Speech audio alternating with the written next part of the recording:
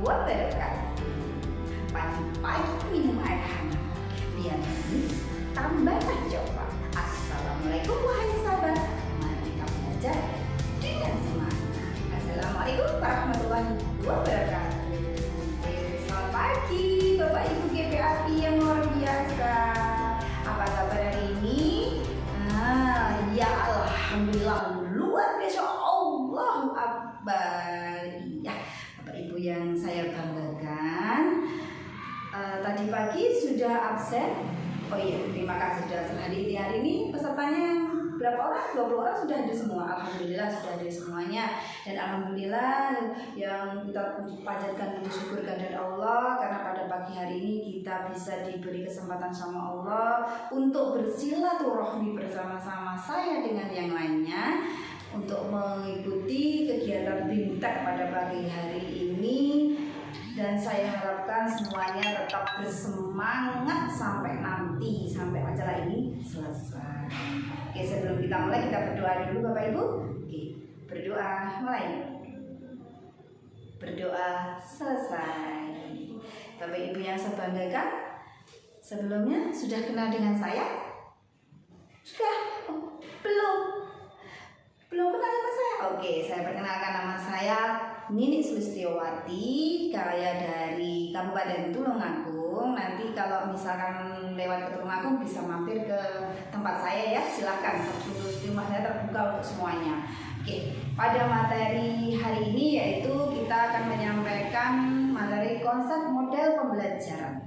Bapak Ibu sudah sering mendengar mungkin model-model pembelajaran yang ada di lembaga kalian. Oke, pasti sudah paham. Nah, untuk tujuannya, saya harap Bapak Ibu mampu menguasai dan memahami materi konsep model pembelajaran dan juga bisa menerapkan pada lembaga Bapak Ibu semuanya.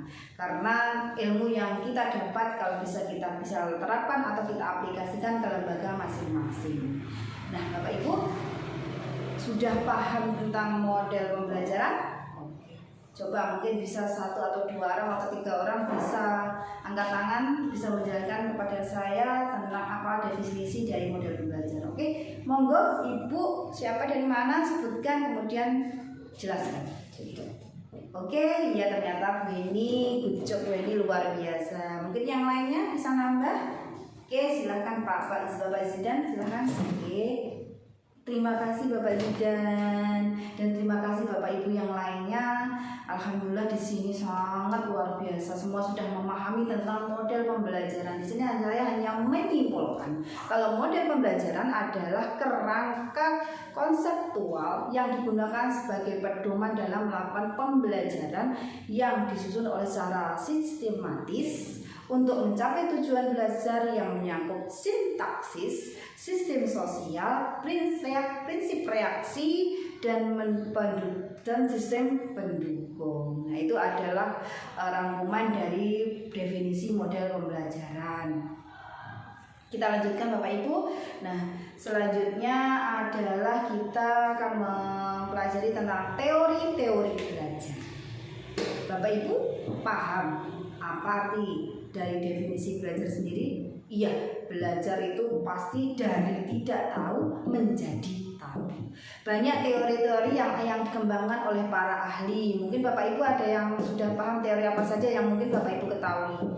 Oke, ya benar. Ada teori Thorndike, Watson. Oke, iya, teori-teori itu contohnya seperti teori behavioristik, ada teori Thorndike, ada teori Watson, ada teori Skinner. Mereka para ahli itu mendefinisikan belajar dari konsep mereka masing-masing, dari pola pikir mereka masing-masing, atau ibaratnya dari sudut pandang mereka tentang pengertian belajar. Contohnya adalah teori behavioristik. Belajar adalah perubahan yang dialami oleh peserta didik dalam hal kemampuannya untuk bertingkah laku dengan cara yang baru sehingga hasil terdapat sebagai hasil interaksi antara stimulus dan respon. Intinya belajar adalah perubahan tingkah laku, perubahan dari yang tahu dari tidak tahu. Mungkin seperti itu Bapak Ibu. Nah, mungkin ada yang lain? Oke. Ada pertanyaan? Oke, kita lanjutkan. Selanjutnya adalah model-model pembelajaran. Nah, yang ini model pembelajaran. Mungkin ada yang sudah tahu contohnya model pembelajaran? Oke, iya Bapak. Tematik, ada bermain, belajar dan bermain. Oke, ada discovery learning. Iya. Model-model pembelajaran itu ada 5. 1. Model pembelajaran penyingkapan atau discovery learning. Yang kedua adalah model pembelajaran problem based learning. Yang ketiga model pembelajaran project based learning. Dan yang keempat adalah model pembelajaran melalui bermain. Yang kelima adalah model pembelajaran tematik. Mungkin pembelajaran tematik inilah yang sering kita pakai apalagi di PAUD, terutama di TK. Karena TK itu identik dengan tema. Kalau mungkin di kurikulum Merdeka saat ini diganti dengan topik. Nah, Bapak Ibu sudah memakai kurikulum Merdeka? Oh, ada yang belum? Ada yang baru. Nah, mungkin saya hanya memberi saran. Karena kita sebentar lagi tahun 2023 kita harus sudah memakai kurikulum Merdeka. Mungkin mulai dari sekarang kita mulai belajar mencari literasi dari mana saja tentang kurikulum Merdeka.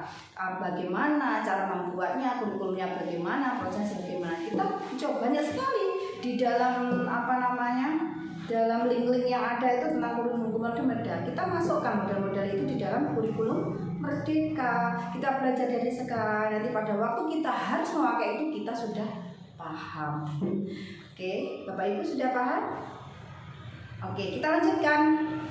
Nah, yang selanjutnya adalah pengelolaan model pembelajaran PAI pada TK atau PAUD. Nah, yang inilah ada model sudut, ada model kelompok dengan sudut pengaman, ada model area, ada model sentra.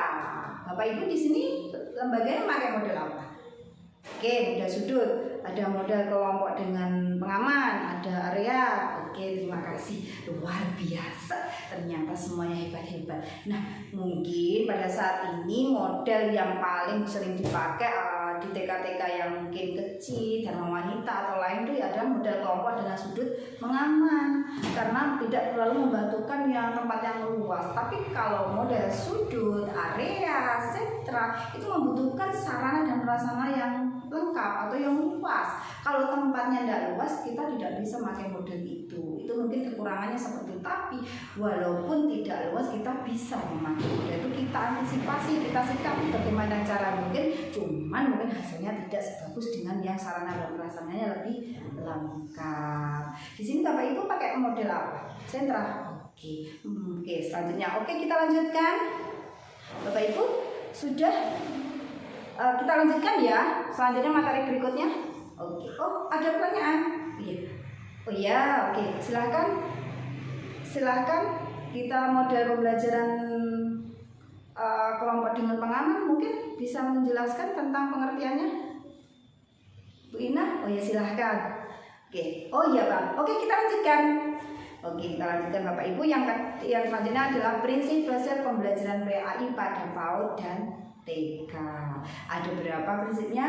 Ya, ada 7. Ada motivasi, pengulangan, perhatian, partisipasi aktif, pembagian waktu, prinsip belajar dengan secara bertahap, ada yang terakhir ada prinsip perbedaan individu.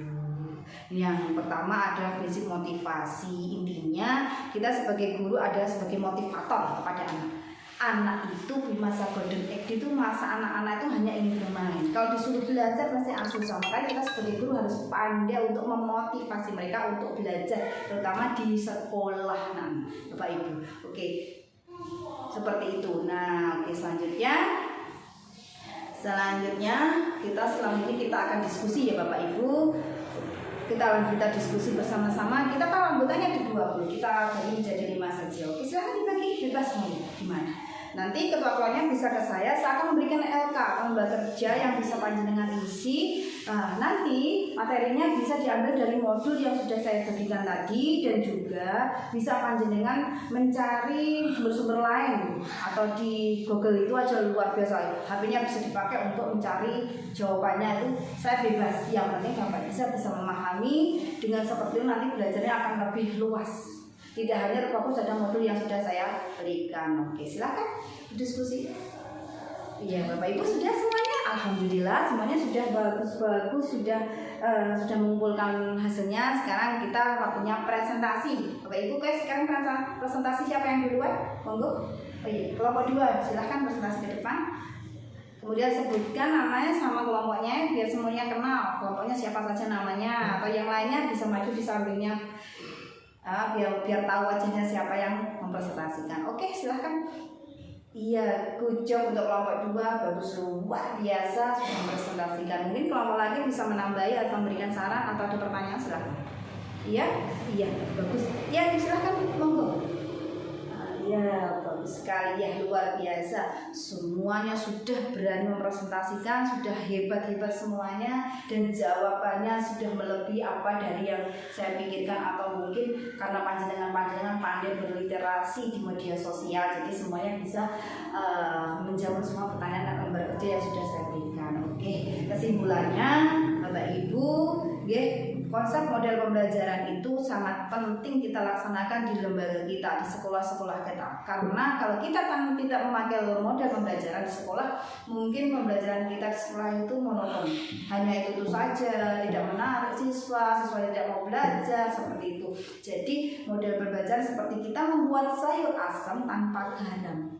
Enak tapi tidak nikmat dan monoton, tidak mau mengulang lagi, seperti itu Bapak Ibu ya. Nah, itu saja mungkin yang bisa saya sampaikan. Nanti kalau ada pertanyaan bisa, monggo yang mau bertanya. Sudah tidak ada pertanyaan? Oke, terima kasih. Berarti Bapak Ibu saya anggap sudah hebat, sudah bisa semuanya. Seperti itu, dan monggo nanti setelah dari sini ilmu yang kita dapatkan bisa diaplikasikan ke lembaga masing-masing dan bisa disalurkan atau diberikan informasinya ke teman guru PAI yang lain yang hari ini tidak bisa hadir. Nah, lain waktu kita bertemu kembali. Kalau misalnya ada pertanyaan mau tanya di sini bisa jawab ke saya, WA-nya sudah ada di modul itu. Terima kasih Bapak Ibu. Kalau ada salah kata saya mohon maaf. Apabila saya tadi tanpa sengaja membuat panjenengan semuanya gelo atau mungkin terus menyinggung, saya mohon maaf yang sebesar-besarnya. Durian jangan dibelah, lebih baik disimpan saja. Walau kita akan berpisah, tetap semangat untuk bekerja. Wabillahi taufiq wal hidayah. Wassalamualaikum warahmatullahi wabarakatuh.